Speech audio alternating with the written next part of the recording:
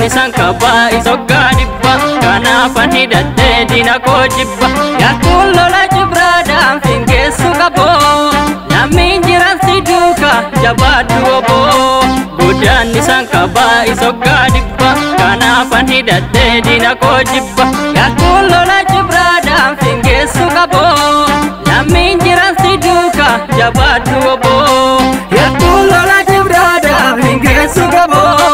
lammiin jiran si duuka jabaadhu obbo.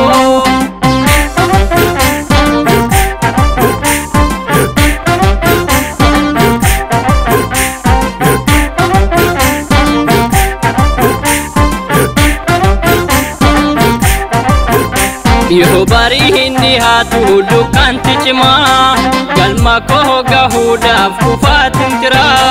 yartuun lola buttaadhaaf hingeessu qabo lammiin jiran si duuka jabaadhu obbo yartuun lola jibraadhaaf hingeessu qabo lammiin jiran si duuka jabaadhu obbo yartuun lola birgeediif hingeessu qabo lammiin jiran si duuka jabaadhu obbo. Gamtaan jiran si duuka jabaadhu obbo lammiin jiran si duuka jabaadhu obbo.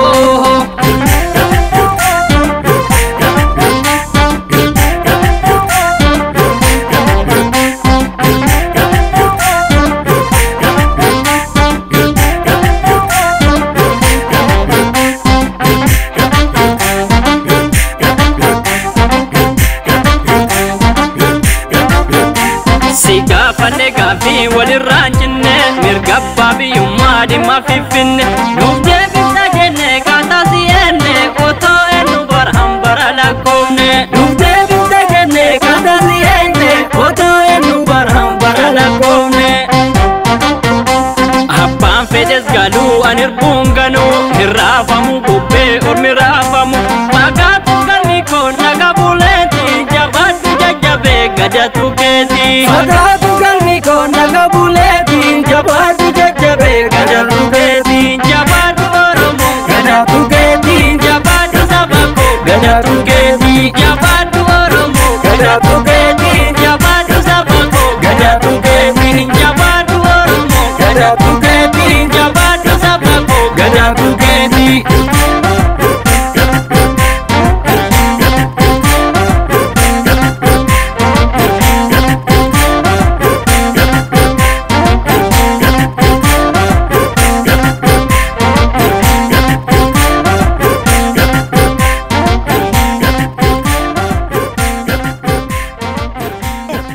Gaanfa Afrikaa irratti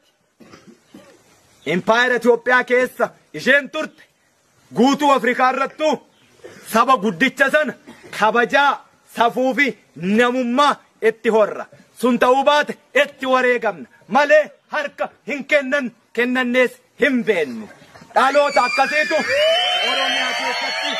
leenjifame jiilaa san sila siin jedhe sana.